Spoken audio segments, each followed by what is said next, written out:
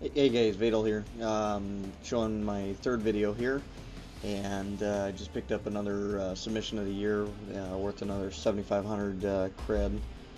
Anytime you guys can pick up fight of the year, submission of the year and stuff, it's really nice because it gives you extra bonus points, especially when you're taking these lower echelon fights, and you just want to kind of build up on your cred and unlock your higher echelon and higher capped out stats and stuff. As you can see, my cred's at about 45,000. I spent some on obviously unlocking, sponsor clothing and things like that. What I'm showing you guys here real quick is I'm just kind of going into more or less my one of the camp lists just to kind of show you guys here. Just a little bit of the learn section. I don't think I've shown this to you guys yet on any of the videos, but once you go into the learn section, it basically shows you some of the moves and some of the submissions based on what camp you're at, whatever, that it'll allow you to level up from 1 to 3.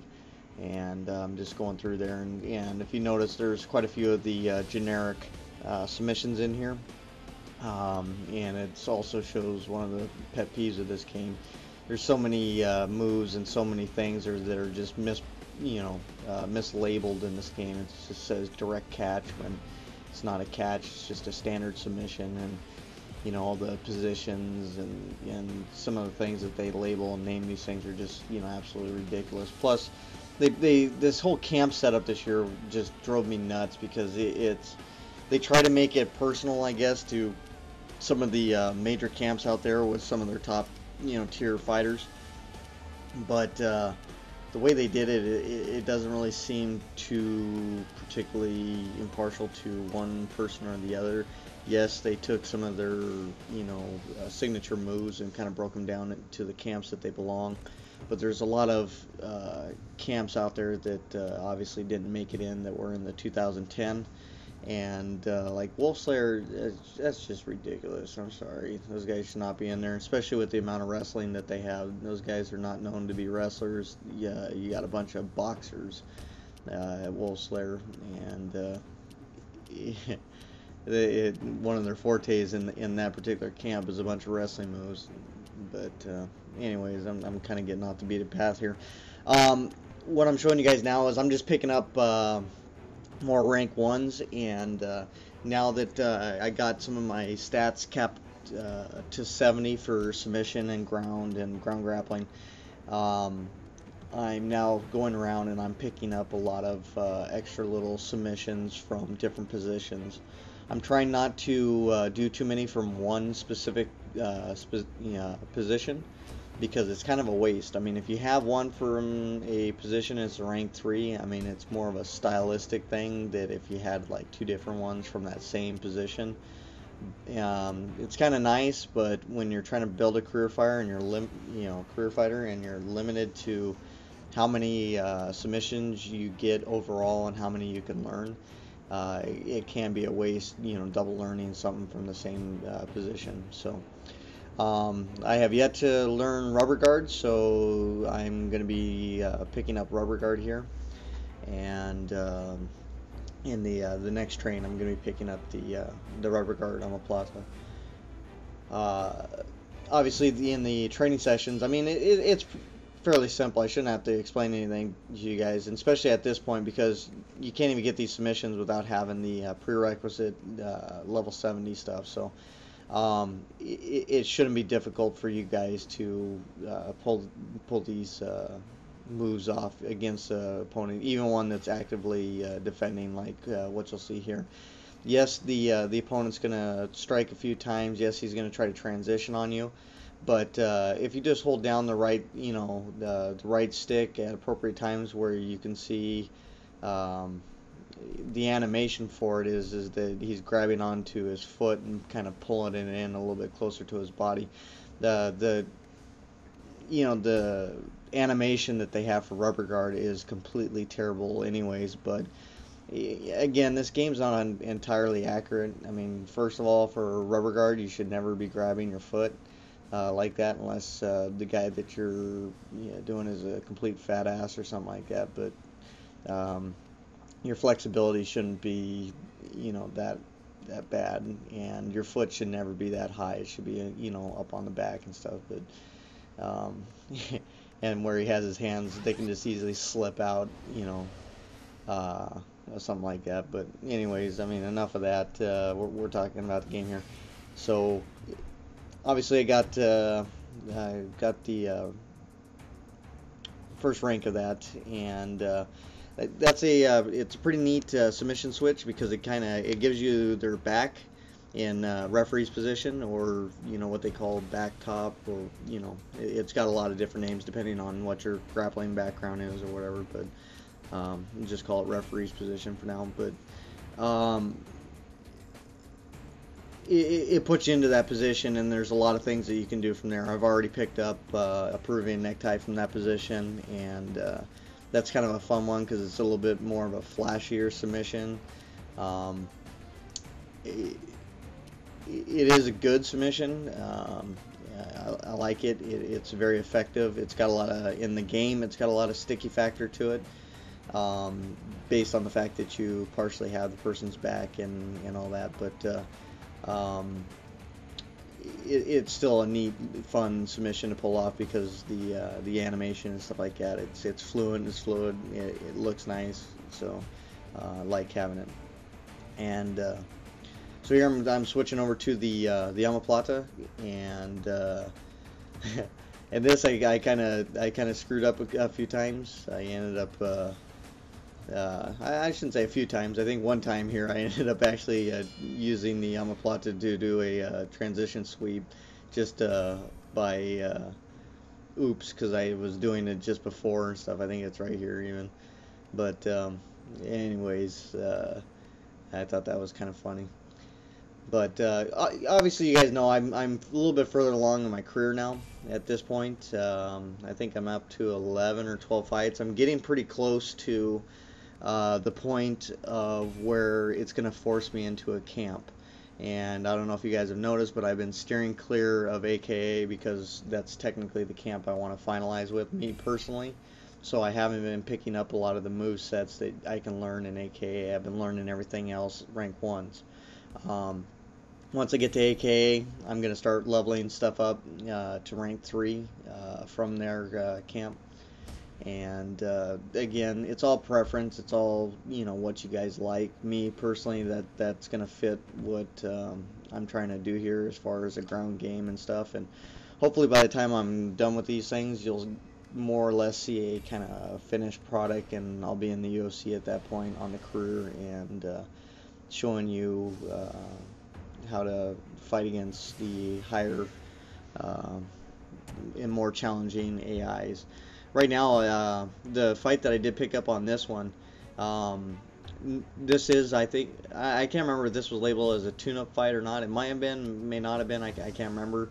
What I do know is this guy I had not fought yet, and that was one of the things that I wanted to do. Is I like picking up and fighting the guys that I haven't fought yet in the career. I will take fights that, yeah, I've already fought in the guy, because it'll keep you lower. But occasionally they'll throw at you, even when you're trying to stay down, they'll throw at you a guy that's just that next tier up, that next step up that you're going to want to face.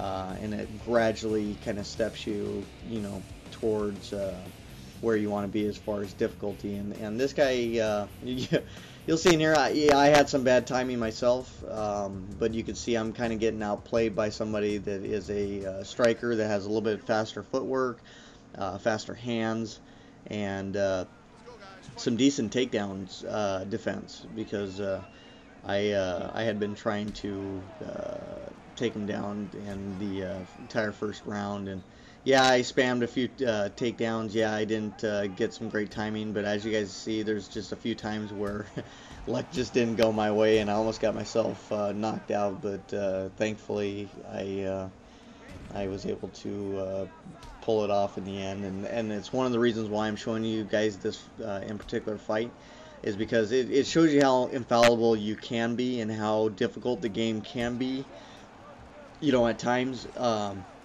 I find myself to be about average to a little bit above average, player.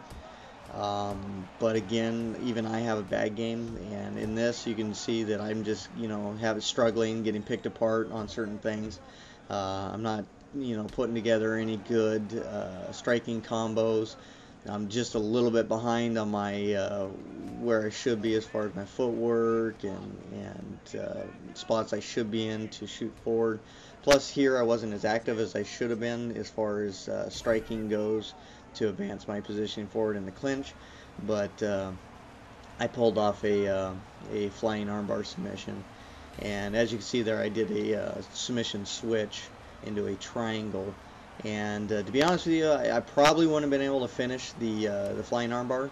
However, if I would have kept on it, I probably would have had a better chance than doing a submission switch there, because the submission switch does not have as much sticky factor, and you're at that point you're a little bit slower. So unless you guess the computer's exact starting position, and that's just by before the submission battle starts, you can kind of point a direction on the RS, and if you happen to overlap his at the very start, you have a pretty decent chance on finishing up the submission. But if you don't, trying to chase around to where his bar is becomes very hard and nearly impossible, because he can just outrun you.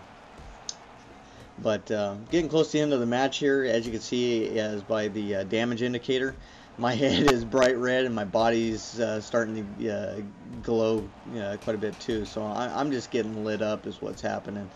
And at the end of the fight there, or end of the first round, excuse me, I was a little excited to kind of get in between rounds, because I realized, hey, I'm going to probably recoup a little bit of my damage, and I'm going to go in there and I'm going to change up my game plan just a little bit, just to make sure that I don't get knocked out. I'm gonna play a little safer, play a little smarter, but you'll see again that that all didn't work out.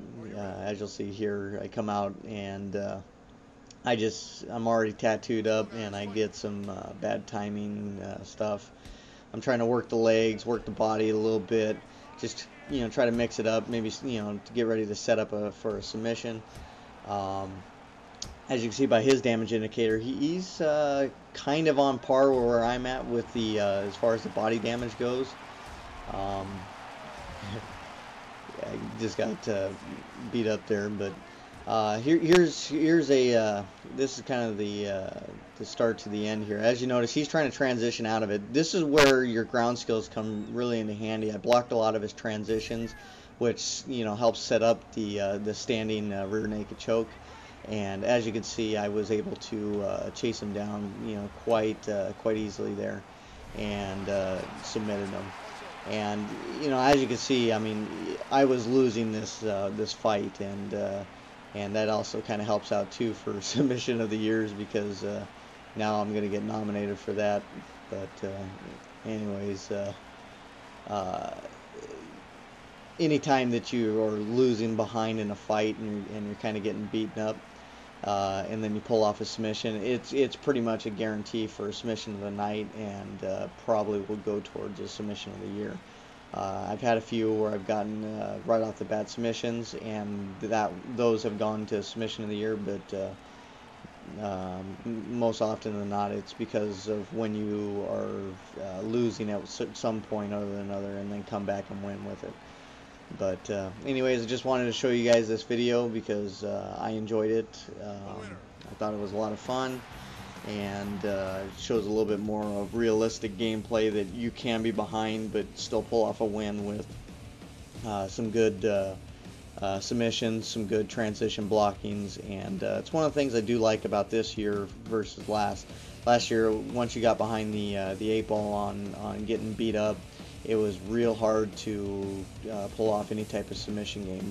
They've made it a little bit better, so for that I'll give them some props, because that's how it kind of should be a little bit, because submissions are never something that just purely go away. But anyways, I'll see you guys next time on the next video. Talk to you. Bye.